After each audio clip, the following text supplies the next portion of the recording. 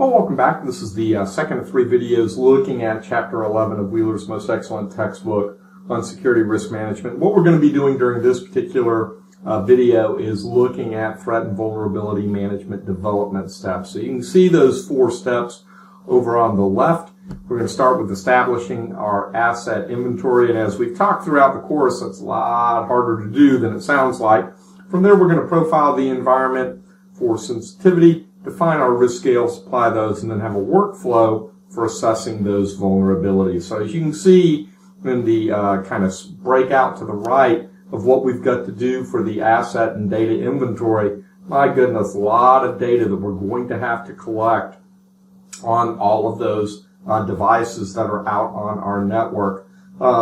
There are lots of automated tools that are out there that allow us to collect it. You typically don't do this, except in the most trivial of cases, manually. You're going to use automated tools to try to collect this information and then collaborate it and bring it all together. As we move forward, we've got that asset inventory step done. It's a hard step. We've got to profile the environment.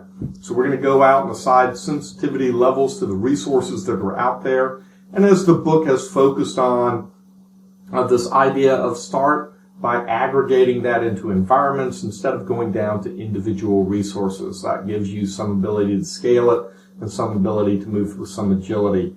Again, you've got to gather a lot of information about that resource to make a determination for sensitivity, and you're going to, give it one of those low, moderate, or high if that's the particular scale that you're using. And remember, sensitivity is that measurement of a resource tolerance for risk. You could also see it as an acceptable range of that risk exposure. All right, so now we've got that asset inventory done. We've profiled the environment for sensitivity. And as we're doing that, this gives you a couple of different approaches for doing the sensitivity analysis. The book is focused on that, using that aggregation of devices to make decisions on this. And that third bullet there on the bottom is always so critical. If everything's rated high, nothing's rated high. If everything's a crisis, then nothing is a crisis, because the routine is that everything is a crisis. So again, that profiling can become problematic as you're doing the determination of the risk or sensitivity and making sure that you've got a clear delineation. All right, from there, we're going to move forward and then start doing our threat identification. Lots of good sources. You can see a list of those over there, and we've covered those in this course earlier. So you want to go out and make sure that you not only are looking at your vulnerabilities, but you've got to go out and look at the threats that may apply within your particular environment. As you're rating those vulnerabilities, lots of questions to ask, and these are a couple that come from the book. So as you're making some determination of how this is going to affect you, again, you've got to gather some additional information, look at the threats, look at the vulnerabilities within your environment. Here's a 4-level quantitative scale that may help you in making those assessments. And again, you've got this one running from low, moderate, high, and critical in terms of making some assessments of what's going on. And again, this speeds the entire process of doing that threat vulnerability management and the development of that. Here's a 5-level scale. You adding the negligible through low, moderate, high, and very high as a mechanism for doing the vulnerability.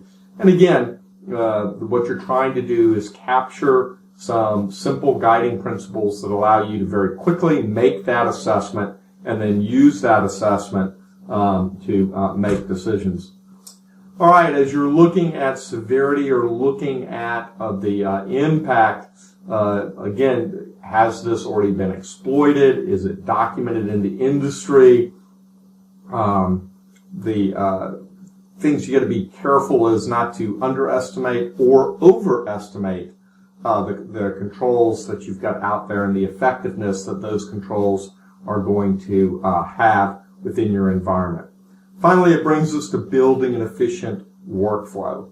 And so we've got to go in, look at what's going on in our environment, what's going to be our workflow for handling those threats and vulnerabilities, and to make sure that we're working things down to something that's manageable. You can see that example over in the left, where you start off with 800 findings, you're down to 300 qualified, 73 are false positives, so you can eliminate those.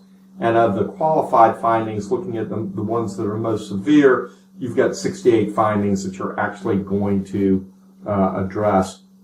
And you can see a mechanism for doing that over in that left. That 800 findings, filter out the moderate and lows. We've just got highs.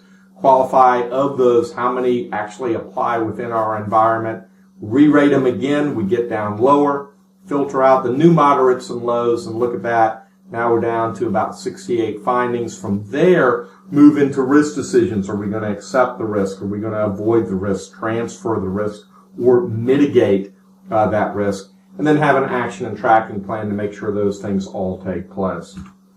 All right, well, very good. Guess what? As you go through that process, you're going to have exceptions. You're going to have to deal with those exceptions. We covered that back in Chapter 8, but it's going to be a key component of this overarching system.